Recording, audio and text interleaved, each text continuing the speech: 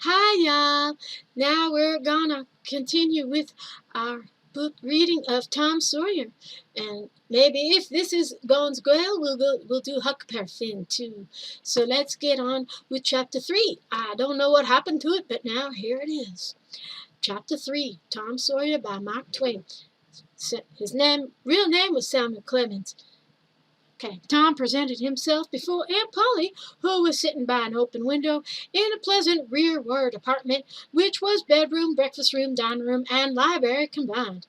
The balmy summer air, the restful quiet, the odor of the flowers, and the drowsing murmur of the bees had their effect, and she was nodding over her knitting. For she had no company but the cat, and it was asleep in her lap. Wish mine would do that. Her spectacles were propped up on her gray head for safety, not mine. I need mine right now. And she, there we go. She had thought that, of course, Tom had deserted long ago, and she wanted to see him place himself in her power again in this intrepid way. He said, "Man, I go out and play now, Aunt?" "What, already? How much have you done?" "It's all done, Aunt." "Tom, now don't lie to me. I can't bear it." "I ain't, Aunt. It is all done." Aunt Polly placed small trust in such evidence. She went out to see for herself, and she would have been content to find 20% of Tom's statement true. When she found the entire fence whitewashed, and not only whitewashed, but elaborately coated and recoated, and even a streak added to the grounds, her astonishment was almost unspeakable. She said, "Well, I'll never! There's no getting around it. You can work when you're a mind to, Tom." And then she diluted the compliment by adding, "But it's powerfully seldom you're a mind to, I'm bound to say. Well, go along and play, but mind you get back sometime in a week, or I'll tan you." She was so overcome by the splendor of his achievement that she took him into the closet and selected a choice apple and delivered it to him, along with an improving lecture upon the added value and flavor a tree took to itself when it came without sin through virtuous effort. When she closed with a happy scriptural flourish, and he hooked a donut. Then he slipped out and saw Sid starting up the outside stairway that led to the back rooms on the second floor. Clorida was handy, and the air was full of them in a twinkling. They raged around Sid like a hailstorm, and before Aunt Polly could collect her surprised faculties and rally to the rescue, 6 or 7 clods had taken personal effect, and Tom was over the fence and gone.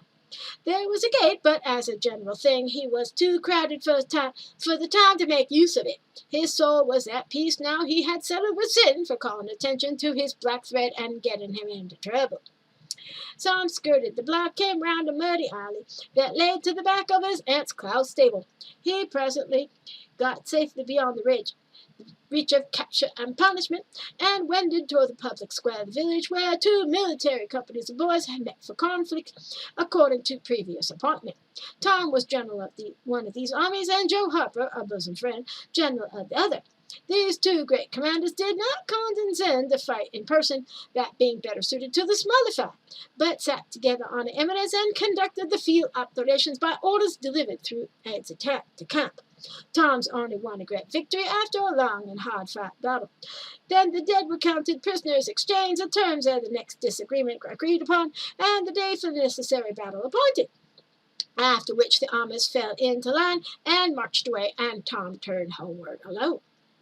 And as he was passing by the house where Jeff Thatcher lived, he saw a new girl in the garden, a lovely little blue-eyed creature with yellow hair plaited in 2 long tails, white summer frock, and embroidered pantalettes. The fresh-crowned hero fell without firing a shot. A certain Amy Lawrence vanished out of his heart, and not left even a memory of herself behind. He had thought he loved her to distraction. He had regarded his passion as adoration, and behold, it was only a poor little resented partiality. He had been months winning her, and confessed hardly a week ago he had been the happiest and proudest boy in the world. Only 7 short days, and here in one instant of time she had gone out of his heart like a casual stranger whose visit is done. He worshipped this new angel with furtive eye till he saw that she had discovered him. Then he pretended he did not know she was present and began to show off in all sorts of absurd boyish ways in order to win her admiration. He kept this up grotesque foolishness for some time, and by and by, while he was in the midst of some dangerous gymnastic performance, he glanced aside and saw the little girl was wending toward the house. Tom came up to the fence and leaned on it, grieving, and hoping she would tarry yet a while longer. She halted a moment on the steps, then moved toward the door. Tom heaved a great sigh as she put her foot on the threshold, but his face lit up right away, for she tossed a pansy over the fence a moment before she disappeared. The boy ran around and stopped within a foot or two of the flower, then shaded his eyes with his hands and began to look down the street as if he had discovered something of interest going on in that direction.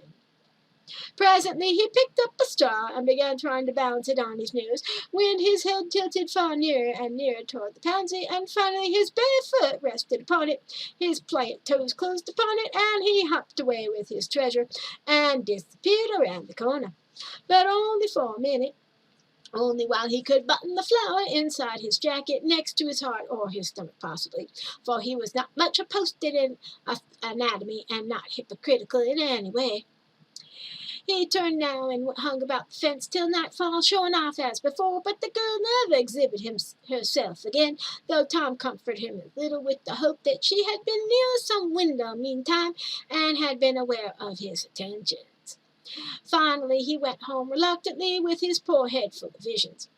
All through supper his spirits were so high that his aunt wondered what had got into the child. He took a good scolding about clotting Sid, and did not seem to mind it in the least. He tried to steal sugar under his aunt's very nose, and got his knuckles rapped for it. He said, "Aunt, you don't whack Sid when he takes it." "Well, Sid don't torment a body the way you do. You'd always be into that sugar if I weren't watching you." Presently she stepped into the kitchen, and Sid, happy in his immunity, reached for the sugar bowl, a sort of glorying over immunity which over time which nigh hit unbearable. But Sid's fingers slipped, and the bowl dropped and broke. Tom was in ecstasies. In such ecstasies he even controlled his tongue and was silent. He said to himself that he would not speak a word, even when his aunt came in, and he would sit perfectly still until she asked who did the mischief, and then he would tell, and there would be nothing so good in the world as to see that pet model catch it. He was so brimful of exultation he could hardly hold himself when the old lady came back and stood above the wreck itself, discharging lightnings of wrath from over her spectacles. He said to himself, "Now it's coming." And the next instant he was sprawling on the floor. The potent palm was uplifted to strike again, when Tom cried out, "Hold on now! What you belting me for? Sid broke it!" Aunt Polly paused, perplexed, and Tom looked for for pity. But when she got her tongue, she only said, "Oomph! Well, you didn't get a lick amiss, I reckon. You'd been into something audacious mischief when I wasn't around, like enough." Then her conscience reproached her, and she yearned to say something kind and loving, but she judged this would be construed into a confession that she had been in the wrong, and discipline forbade that. So she kept silence and went about her affairs with a troubled heart. Tom sulked in a corner and exalted his woes. He knew that in her heart his aunt was on her knees to him, and he was morosely gratified by the consciousness of it. He would hang out no signals, he would take notice of none. He knew that a yearning glance fell upon him now and then, and threw a film of tears, but he refused recognition of it. He pictured himself lying sick unto death, and his aunt bending over him, beseeching one little forgiving word, but he would turn his face to the wall, and die with that word unsaid. Ah, how would she feel then? And he pictured himself brought home from the river, dead, with all his curls all wet, and his poor hands still forever, and his sore heart at rest. How she would throw herself upon him, and how her tears would fall like rain, and her lips prayed to God to give her back her little boy, and she would never, never abuse him any more. But he would lie there cold and white and make no sign, the poor little sufferer whose griefs were at an end. He so worked upon his feelings with pathos of these deeds that he had to keep swallowing. He was so like to choke, and his eyes swam in a blur of water which overflowed when he winked, and ran down and trickled from the end of his nose. And such a luxury to him was this petting of his sorrows that he could not bear to have any worldly cheeriness or great delight intrude upon it. It was too sacred for such contact. And so presently, when his cousin Mary danced in, all alive with the joy of seeing home after an age-long visit of 1 week to the country, he got up and moved clouds and darkness out at one door, and she brought in song and sunshine in at the other. He wandered away from the accustomed haunts of boys and sought desolate places that were in harmony with his spirit. A log raft in the river invited him, and he seated himself upon its outer edge and contemplated the dreary vastness of the stream, wishing the while he could only be drowned all at once and unconsciously without undergoing the uncomfortable routine devised by nature. Then he thought of his flower. He got it out, rumpled and wilting, and it madly increased his dismal felicity. He wondered if she would pity him if she knew. Would she cry? Wish he had a right to put her arms round his neck and comfort him? Or would she turn coldly away like all the hollow world? This picture brought such an agony of pleasurable suffering that he worked it over and over in his mind, and set it up in new and varied lights, till he wore it threadbare. At last he rose up, sighed, and departed in the darkness. About 9:30 or 10 o'clock he came along the deserted street to which the adored unknown lived. He paused a moment. No sound fell upon his listening ear. A candle was casting a dull glow upon the curtain of a second-story window. Was the sacred presence there? He climbed the fence, threaded his stealthy way through the plants, till he stood under that window. He looked up at it long with emotion, and then he laid himself down on the ground under it, disposing himself upon his back with his hands clasped upon his breast, and holding his poor wilted flower. And thus he would die, out in the cold world, with no shelter over his homeless head, no friendly hand to wipe the death stains from his brow, no loving face to bend pitying over him with a great agony came. And thus she would see him when she looked out the glad morning, and oh, she would drop one tear upon his poor lifeless form. Would she heave one little sigh to see a bright young life so rudely blighted, so untimely cut down? The window went up. A maidservant's discordant voice profaned the holy calm, and a deluge of water drenched the prone martyr's remains. The strangling hero spread up with a relieving snort. There was a whiz of a missile in the air, mingled with a murmur of a curse.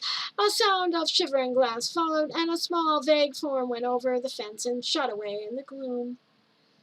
Not long after, as Tom was all undressed for bed, surveying his drenched garments by the light of a tallow dip, Sid woke up. But if he had any dim idea of making reference to allusions, as he thought better of it, and held his peace, for there was danger in Tom's eye. Tom turned in without the added vexation of prayers, and Sid made mental note of the omission. Thank you all so very much, and we shall continue another time.